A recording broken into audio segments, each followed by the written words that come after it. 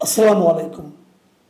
প্রিয় দর্শক, এই ডক্টর ইউনূসের অন্তর্বর্তীকালীন সরকারের যে কয়েকটা কর্মকাণ্ড নিয়ে এই মুহূর্তে সবচেয়ে বেশি সমালোচনা হচ্ছে, তার একটা হচ্ছে চট্টগ্রাম পোর্ট। চট্টগ্রাম পোর্টের একটা টার্মিনাল, মানে সবচেয়ে আধুনিক যে টার্মিনালটা, যেটাকে নিউ মেরিন টার্মিনাল বলা হয়, সেই টার্মিনালটা বিদেশি একটা কোম্পানির কাছে লিজ দেওয়ার যে আলোচনাটা চলছে, এবং বলা যায় এটা মোটামুটি চূড়ান্ত পর্যায়ে চলে যাচ্ছে ধীরে ধীরে, সম্ভবত সেপ্টেম্বর নাগাদ কিছু একটা হয়ে যাবে, সেটা নিয়ে কিন্তু বেশ সমালোচনা হচ্ছে, বেশ বাদ প্রতিবাদ হচ্ছে। ডক্টর ইউনূস এর মধ্যে চট্টগ্রাম গিয়েছিলেন, সেখানে যে ইনি এই বন্দর নিয়ে নানা রকম কথা বলেছেন যে বন্দর হচ্ছে দেশের অর্থনীতির হৃৎপিণ্ড, আমাদের এই হৃৎপিণ্ডটা যত বড় সেভাবে এটাকে পরিচালনা করা যাচ্ছে না, অতএব বিদেশিদের সবচেয়ে যারা ভালো টার্মিনালকে হ্যান্ডেল করতে পারে সেরকম কাউকে নিয়ে এসে তাদের দিয়ে হ্যান্ডেলিং করানো হবে। এগুলো নানা কথা, এই কথাগুলো শুনতে ভালো শোনা যায়। এর মধ্যে আমরা দেখলাম যে আমাদের প্রধান উপদেষ্টা যিনি প্রেস সচিব আছেন মিস্টার শফিকুল আলম, উনি একটা টেলিভিশনে দেখলাম বললেন যে এটা ওনারা করবেন, এবং সেই টেলিভিশনের সঞ্চালক ওনাকে প্রশ্ন করেছিলেন যে এটা আপনারা করতে পারেন কিনা। উনি বলেছেন সব কিছু করার ম্যান্ডেট নাকি ওনাদের আছে, সব কিছু এভরিথিং করার ম্যান্ডেট ওনাদের আছে, এবং সেই ম্যান্ডেটের জোরেই ওনারা এটা করছেন। এবং উনি যুক্তি দেখিয়েছেন, আমরা পৃথিবীর বেস্ট কোম্পানিকে নিয়ে আসছি যাদের নাকি 70-80টা পোর্ট হ্যান্ডেল করার অভিজ্ঞতা রয়েছে, সেরকম আমরা একটা কোম্পানিকে আনছি এবং এটা সেপ্টেম্বরের মধ্যে আমরা এটা শেষ করতে চাই। মানে ওনারা বলার দৃঢ়তা শুনে মনে হলো ওনারা এটা করেই ছাড়বেন। এটা নিয়ে আলোচনাটা কিন্তু হচ্ছে যে কেন আপনি এই পোর্টটা বিদেশি একটা কোম্পানির কাছে দিচ্ছেন। দেখুন, মোটামুটি আমি একটু বলে নেই আসলে চট্টগ্রাম বন্দরের বাস্তবতাটা কি। চট্টগ্রাম এই বন্দরের মোটামুটি 4টা টার্মিনাল আছে। এই 4টা টার্মিনালের মধ্যে সবচেয়ে বড় হচ্ছে এই নিউ মেরিন টার্মিনাল। এটা বড় এবং আধুনিক। এটা এত বড় যে এখানে একসঙ্গে সমুদ্রগামী 4টা জাহাজ ভিড়তে পারে। এখানে স্বয়ংক্রিয় ক্রেন আছে, মানে অনেক টাকা খরচ করে এই ক্রেনগুলিকে কিন্তু আনা হয়েছিল আমাদের এখানে, এবং এইটা আপনার তৈরি করা হয়েছিল আজকে থেকে 20 বছর আগে। প্রায় 700 কোটি টাকা এর মধ্যে খরচ করা হয়েছিল এটা বানাতে গিয়ে, এবং 3500 কোটি টাকার যন্ত্রপাতি আনা হয়েছিল। এই যন্ত্রপাতি মানে স্বয়ংক্রিয় ক্রেন ট্রেন এগুলো, এবং এগুলোতে খুব দ্রুত মালামাল ওঠানামা করানো যায়। এবং তুলনামূলকভাবে এই টার্মিনালটাই সবচেয়ে ভালো চলছিল। কীভাবে ভালো চলছিল?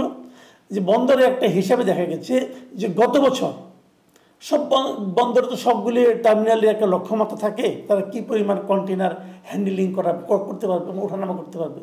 দেখা গেছে এই নিউ মেরিন টার্মিনালে গত বছর তাদের যে লক্ষ্যমাত্রা নির্ধারণ করা হয়েছিল, সেই লক্ষ্যমাত্রার চেয়ে 3 লাখ কন্টেনার বেশি ওঠানামা করা হয়েছে এই টার্মিনালে।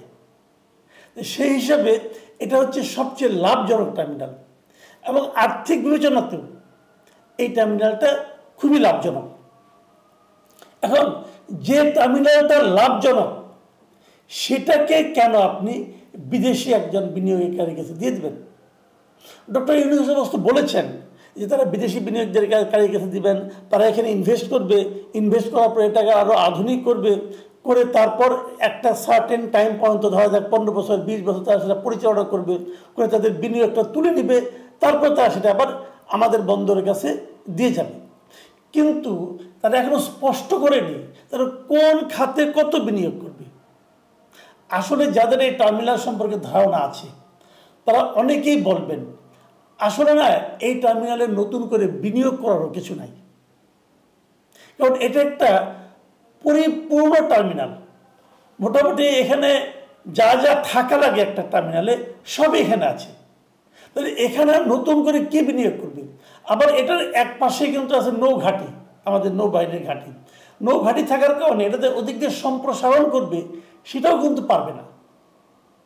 মানে অনেক এক্সপার্ট যারা আছেন, যারা পোর্ট বুঝেন ভালো, তাদের অনেকে বলছিলেন যে তারা যদি করতেই চায়, আমাদের তাও টার্মিনাল আছে, একটা বে টার্মিনাল আছে, একটা লালদিয়ার চরে টার্মিনাল আছে, সেগুলোতে তারা ইনভেস্ট করতে পারে, কিন্তু সেগুলোতে ইনভেস্ট করার অনেক সুযোগ সুবিধা আছে, সেখানে করুক। ইনভেস্ট করুক, ওটাকে আধুনিক করে বানায় তারপরে চালায় এনে পরে এক পর্যায়ে আমাদের কাছে দিয়ে যাক। কিন্তু যেখানে অলরেডি আমরা ইনভেস্ট করে ফেলেছি, মানে 4,000 কোটি টাকা করে বেশি ইনভেস্টমেন্ট এখানে হয়ে গেছে অলরেডি, সেইটা তো সেই সময় 20 বছর আগের কথা বলছি। এর মধ্যে তো অর্থের মূল্যমান ধরলে আরও অনেক বেড়ে যাবে। যেখানে আমরা এত টাকা ইনভেস্ট করে ফেলেছি সেইটাকে কেন অন্যদের কাছে দিয়ে দেওয়া হবে? ওখানে তারা কি নতুন করে ইনভেস্ট করবে? যে কারণে আমরা আগেও বলেছি কিন্তু যে টার্মিনালের কাজ আমরা শুরু করতে পারিনি, আপনি সেখানে যান। আপনার নিশ্চয়ই মনে আছে, আমরা কিন্তু এরকম পতেঙ্গার যে টার্মিনালটা আছে তার দায়িত্ব কিন্তু সৌদি আরবের কাছে দেওয়া হয়েছিল, তারা করেছে, ওটা নিয়ে কোনো প্রশ্ন ওঠেনি। কিন্তু এখন তারা প্রশ্নটা তুলছে এই কারণে যে আমাদের একটা ইতিমধ্যে তৈরি থাকা ভালোভাবে কাজ করতেছে এমন একটা টার্মিনালকে কেন বিদেশি একটা কোম্পানির কাছে দেওয়া হচ্ছে? এই প্রশ্নের কোনো জবাব কেউ দিচ্ছে না। এবং তাদেরকে প্রশ্ন করে তারা বলে তারা নাকি এটা করতে পারে, তাদের নাকি সে ম্যান্ডেট আছে। একটা সরকার, অন্তর্বর্তীকালীন সরকার, এদের প্রধান দায়িত্ব হলো একটা নির্বাচন অনুষ্ঠান করা এবং নির্বাচনের মাধ্যমে একটা গণতান্ত্রিক জনগণের ভোটে নির্বাচিত একটা সরকারের কাছে দায়িত্ব হস্তান্তর করা।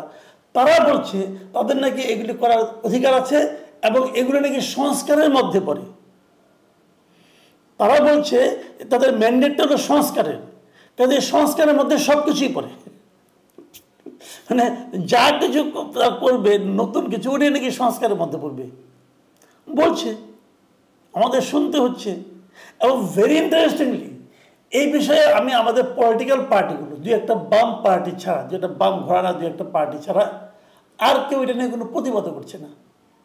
বিএনপি জামাতের জন্য যারা বড় পার্টি আছে তারা কিন্তু এটা নিয়ে তেমন কিছু বলছে না। তো কেন বলছে না? এই প্রশ্নের কিন্তু কোনো আমরা জবাবও পাচ্ছি না। তো এখন এখানে আরেকটা ব্যাপার আছে। আরেকটা ব্যাপার হলো কি, মানে ওনারা যে যুক্তি দিচ্ছেন এটাকে এখন যে পরিমাণ লক্ষ্যমাত্রার চেয়ে বেশি কন্টেনার ওঠানামা করা হচ্ছে, এটা যদি আরও ওঠানামা করা যায় তাহলে আরও লাভ হবে, এটা যুক্তি হিসেবে খারাপ না। কিন্তু তারপরে প্রশ্ন হলো, আপনি যে এত এত কন্টেনার ওঠানামা করাবেন, সেই কন্টেনারগুলো নামানোর পরে আপনি নিবেন কোথায়? আপনি কোথায় এগুলি দিয়ে আপনি কোথায় নিয়ে ডাম্প করবেন? আমাদের কি সেরকম কানেক্টিভিটি তৈরি করা আছে? আমি আপনাকে আমাদের এখানে কীভাবে কাজটা হয় তার একটা এক্সাম্পল আপনাদেরকে আমরা দিচ্ছি। যেমন ধরা যাক, এই চট্টগ্রাম বন্দর থেকে আমাদের যত কন্টেনার ওঠানামা করা হয় তার 70% কন্টেনার আসে ঢাকার আশুলিয়ার দিরাশ্রম ডিপোতে, এবং এখানে মালামালগুলো রেখে আবার সেগুলো খালি কন্টেনারগুলো বন্দরে ফেরা যায়। এখন এই যে দিরাশ্রমে যে আসবে, এর জন্য কি খুবই একদম মানে আপনার কানেক্টেড কোনো রকম মানে কোনো কানেক্টিভিটি আছে কিনা, মানে এমন কোনো পথ আছে কিনা যে পথে কেবল কন্টেনারগুলি আসবে? তা তো নাই। তাহলে তাদেরকে করতে হয় কি, নর্মাল যে যানজট আছে সেই যানজট ঠেলেই কিন্তু এই পর্যন্ত আসতে হচ্ছে। যদি এখানে একটা বিকল্প পথ তৈরি করা যেত, এমন একটা পদ্ধতি তৈরি করা যেত, ওখানে আনার সঙ্গে সঙ্গে সেগুলোকে এই ডিপোতে আনা যাবে এবং এখান থেকে আবার ক্লিয়ার করে আবার ফেরত দেওয়া যাবে, তাহলে নয় বুঝতাম। যদি এই কাজগুলি কি ওই বিদেশি কোম্পানি করবে, সেটার কিন্তু কোনো জবাব নাই। আসলে যেটা হবে যে আপনি সমস্ত রান্নাবান্না করে রাখছেন, টেবিলও সাজায় রাখছেন, ওনারা খেলে আসবেন আর খাবেন, হিসাবটা এরকম। কিন্তু এটা হচ্ছে কেন, কি স্বার্থে? এখানে হলো একটা বেসিক কোশ্চেন।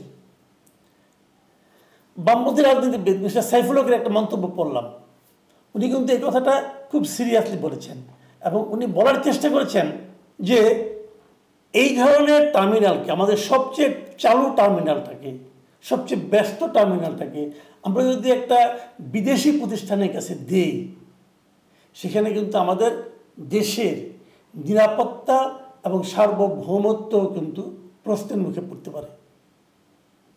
ওনার এই আশঙ্কায় কিন্তু আপনি উড়িয়ে দিতে পারবেন না।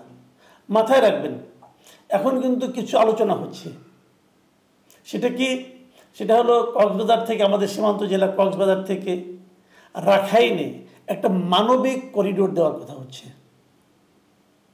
যদি মানবিক করিডোর দেয়, সেখান থেকে কী যাবে,